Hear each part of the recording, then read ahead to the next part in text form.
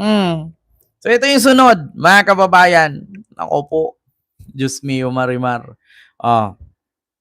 Ito yung sunod, mga kababayan, ng ating pag-uusapan. Kung naalala ninyo, yung mga host ni Kibuloy, no?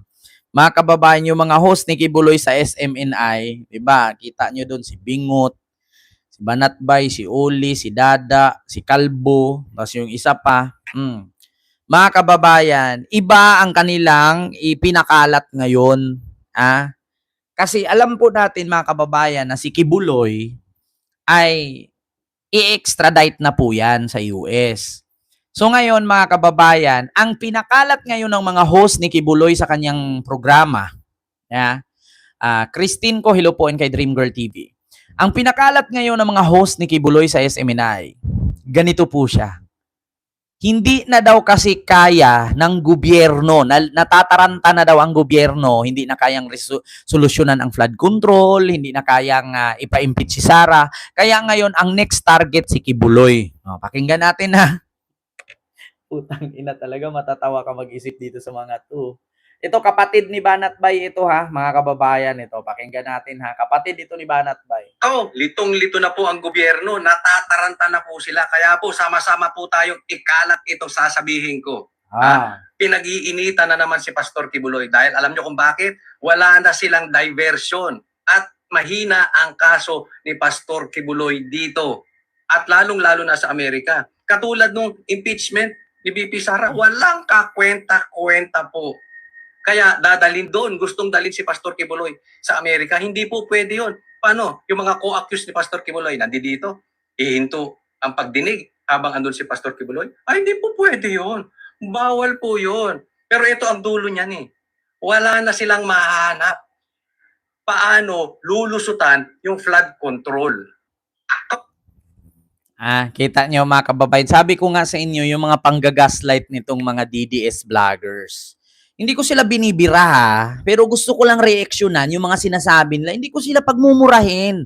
Hindi ko sila aawayin. Pero gusto ko lang i-clarify yung kanilang sinasabi. Na ang sabi niya dito, ito kapatid ni Banatbay, sabi niya, hindi daw po pwede na ipadala si Kibuloy sa Amerika dahil ang mga akusado daw, yung mga tawag dito, yung mga nagreklamo daw ni Kibuloy, ay nandito sa Pilipinas. So, hindi daw po pwedeng gano'n na nandito ang nagreklamo, tapos sa Amerika dalhin si Kibuloy. Ito po, gusto ko lang pong klaruhin ha. Ayaw ko po kasi dito na malinlang kayo mga DDS. Kahit ganyan kayo, mahal na mahal ko kayo. Ganito po yan. Yung sinasabi po dito sa kapatid ni Banatbay, mali po. Bakit? Iba po kasi ang complainant dito sa Pilipinas sa kaso ni Kibuloy at iba din po ang complainant doon sa Amerika na mga nabiktima rin ni Kibuloy. Kaya napaka-layo po ng kanyang sinabi na ang complainant daw dito ay itigil kasi dadalhin daw si Kibuloy sa Amerika. Take note, hindi pa nag-complain ang mga complainant ni Kibuloy dito na si alias Amanda sa Pilipinas. May kaso na si Kibuloy 2014 pa lang.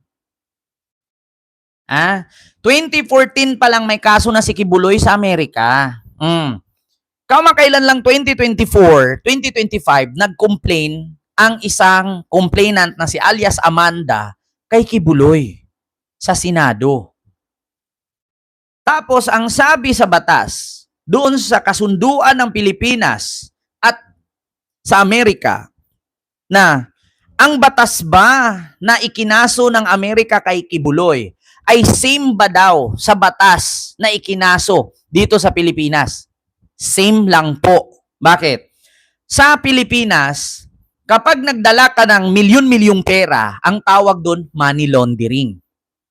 Pag nagpuslit ka ng pera. Kapag nang rape ka sa Pilipinas, ang kaso mo doon ay rape din. Kapag ka nagbenta ka ng tao, ang tawag doon human trafficking. Sa Amerika, human trafficking is same as human trafficking sa Philippines.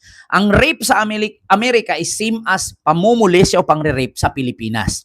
Ang money laundering is same din, no? Sa money laundering sa Amerika at Pilipinas. So ngayon, pasok ba si Kibuloy? Ay, pasok pa. Oo, maskin sa Embornal, pasok na pasok. Sing luwag ng Embornal. si Kibuloy, talagang pasok. Kaya kung mga vlogger ni Kibuloy ang inyong papakinggan or mga vlogger ng DDS, kapag hindi ka nag-research, malilinlang ka. Yan, Nanay Minda. Like po tayo mga kababayan. Kailangan talaga mga kababayan ay mag-research ka. Kasi ang nakasaad mga kababayan sa batas ng Pilipinas, mali wala daw, hindi na daw kayang solusyonan ng gobyerno ang flood control, hindi daw kayang ipa-impeach si Sara or ipa-convict, kaya si Kibuloy daw ang next target. Ito po mga kababayan. Gusto ko pong ipakita at ipapanood sa inyo ang explanation ng balita sa pamamagitan ng GMA News. Mga kababayan, kung si Kibuloy ba, ano bang meron kay Kibuloy at bakit ba si Kibuloy ay ganito ganyan, dadalhin sa Amerika. So, ano bang ibig sabihin niya? No? Ito mga kababayan, panoorin natin para hindi tayo magmukhang tanga, Oo, para hindi tayo, mga kababayan, malilin lang ng mga DDS. So ito mga kababayan, hanapin ko lang. Sige, pakita natin mga kababayan nang hindi tayo magmukhang kasi kapag mga DDS vlogger ang magbabalita, Diyos mio Marimar, mga kababayan, tayo ay malilin lang. Kaya kailangan natin mag-research. Ito, Kibuloy, Diyos ko po, extradition.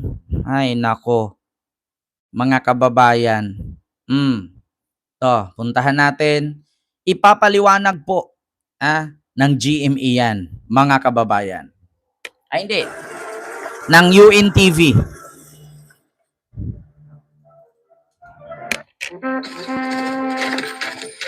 May ads lang mga kababayan.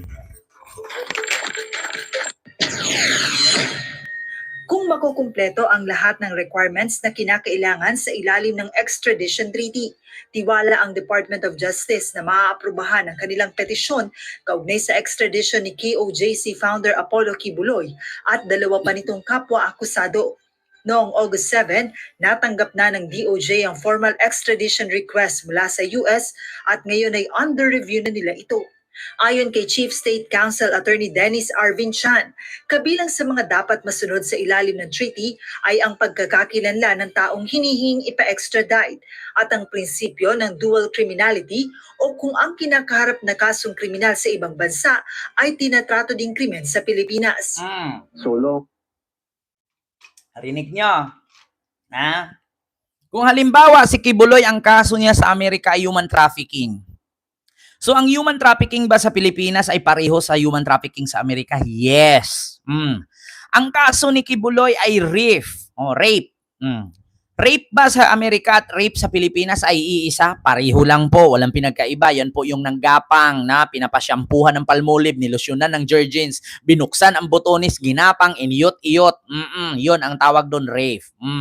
Continue. As the requirements under the RPUS extradition treaty are met through the documents that we will be filing, then we are confident that extradition will be granted. The documents that we received from the Department of Foreign Affairs were quite voluminous. Parang each respondent would have 6 batches of envelopes na supporting documents. So we have to go through each of that. We are working on the evaluation as fast as we can, but at the same time ensuring that we are not skipping or cutting corners here.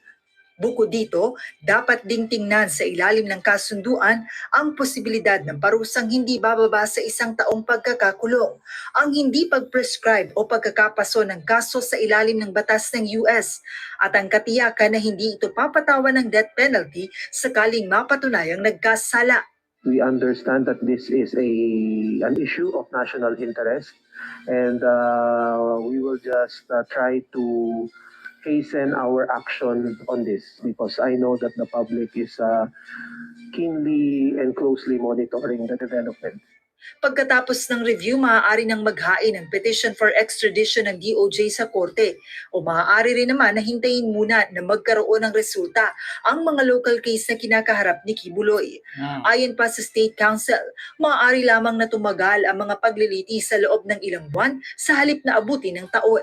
Paliwanag din ni Attorney Chan, pwede ring magpatuloy ang extradition process kahit pa may kinakaharap na criminal case sa Pilipinas ang isang respondent.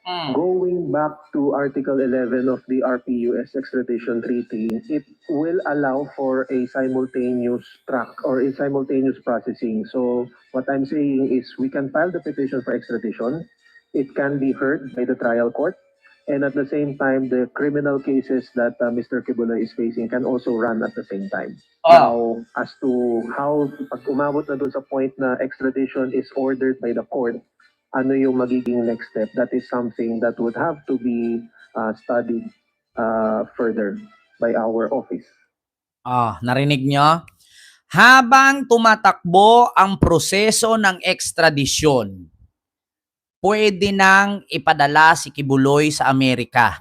Ngayon, kung habang nagpo-process at nasa Amerika si Kibuloy at lumabas ang resulta ng korte na si Kibuloy ay hindi pwedeng magtagal at pauwiin, makakauwi. Ang problema, pagdating sa Amerika, si Kibuloy, do you think ang Amerika bibitawan pa siya? Hindi. Hindi siya bibitawan dun. Kagaya ni Digong. Kagaya ni Digong, do you think si Digong bibitawan pa? Hindi na. Mga kababayan, Diyos ko naman. Alam nyo, ito, example ko sa inyo. Kung si Digong nasa Dahig, si Kibuloy sa Alcatraz. Ganito yan, kwento ko sa inyo. Si Digong, hindi talaga bibitawan ng ICC yan. Bakit? Kasi, mga kababayan, si Digong, presidente ng Pilipinas. Si Digong, ang pinakamataas na may posisyon sa Pilipinas na gumawa ng krimen na nakulong sa ICC. Take note, hindi lang din naman si Digong ang nakakulong dyan. Merong mga nakakakulong iba na nakalaya kasi, mga kababayan, yung kanilang bagong Pangulo ay inaprubahan na doon muna pansamantalang ikulong sa kanilang bansa ang mga naturang kalahi na gumawa ng krimen. Dito sa ating bansa kasi mga kababayan, ayaw ni BBM. Ayaw ni BBM, mga kababayan, na pauwiin si Digong. Bakit? Bakit pauwiin ni PBBM dito? Kung hindi tinanggal ni Digong ang Pilipinas pagiging miyembro, ayan, Ma'am Itchin Channel, hello po, pagiging miyembro ng ICC, di sana nakauwi na. Kasalanan ni Digong yan eh. Bakit ba naman niya kasi tinanggal ang Pilipinas pagiging miyembro ng ICC? Tapos hindi niya iniisip at hindi niya tinanggal na miyembro tayo ng Interpol. Pareho lang yan eh. Kapag dinimanda ko si Ma'am Itchin Channel, saan kami magdimandahan? Di ba sa korte? Oo. Ngayon, pag natalo si Ma'am Itchin Channel, sinong huhuli? Di ba pulis? Hindi naman korte ang huhuli. Pulis. Ang mali ni Digong, tinanggal niya ang korte or ICC, International Criminal Court, pagiging miyembro ang Pilipinas, pero hindi niya tinanggal ang Interpol. Ngayon, pumasa ang kanyang kaso, naging guilty siya doon at hinatulang guilty. Pinaaresto siya ngayon. Alam nga naman ICC ang mag-aresto. Hindi po ICC mag-aresto. Interpol. Di ang mali dapat ni Digong, tinanggal man niya ang ICC, tinanggal niya rin dapat ang Interpol. Tanga-tanga eh. Yan yung sasabihin, DDS na manamana kayo. Manamana nyo na yan. Diba, Sir Alfredo? Ma'am, Sir Alonly TV and kay Mamulite. Ayan, Ma'am Nets, hello po. Ma'am Nida. Ayan, at sa Sirisa Force, hello po. Di klaro lang yan, mga kababayan.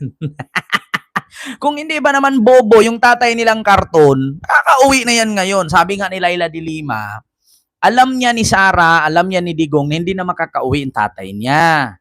Bakit? Si Digong ang may kasalanan. Kung hindi tinanggal ni Digong ang Pilipinas pagiging miyembro ng ICC, di sana ngayon pwede siyang ibalik ng ICC dito. Pirma lang naman ni Marcos eh.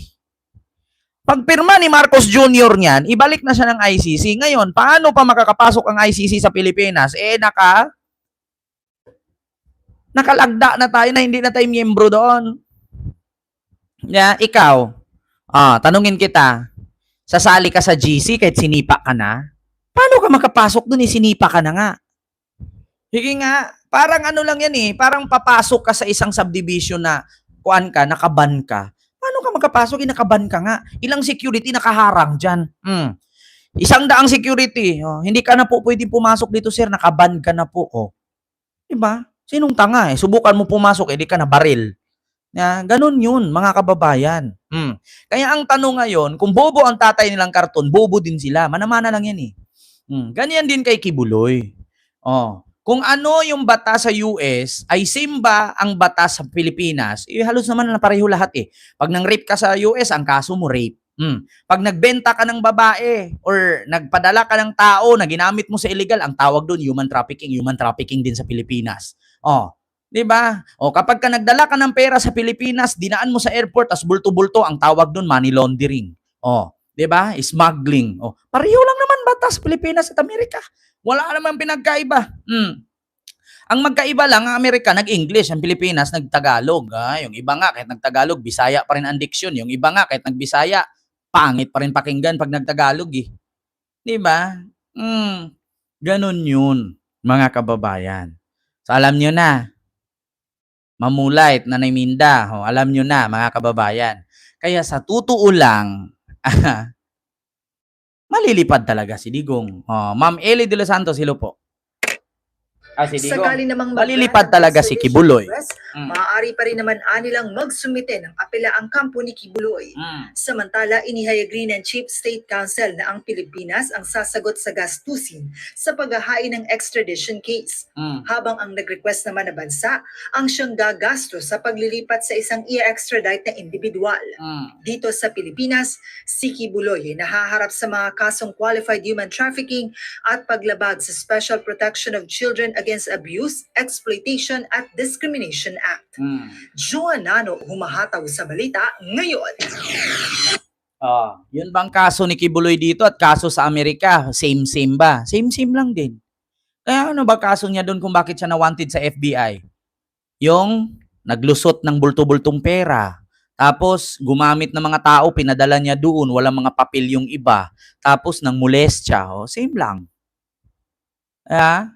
Ganyan din naman dito sa Pilipinas, ganun din, ang molestya. Tapos, alam nyo na. Hay nako talaga, mga kababayan. At sabi nga dito, nasa kay PBBM ang pasya kung si Kibuloy ay ipapadala o hindi. Na kay PBBM na yan. Di ba? So yun lamang po, mga kababayan. Mamalit di Guzman, hello po. No? And kay Ganing Archola, hello po sa inyo dyan. Ay, nako, talaga. Ma'am Jonalyn Yukawa at sa inyong lahat dyan, Nanay Minda at sa Sirisa Force. No? Hello po sa inyong lahat dyan. Like po tayo mga kababayan. And yun lamang po. Ma'am Lily Tonini, hello po. Yun lamang po mga kababayan yung ating topic sa mga oras na ito.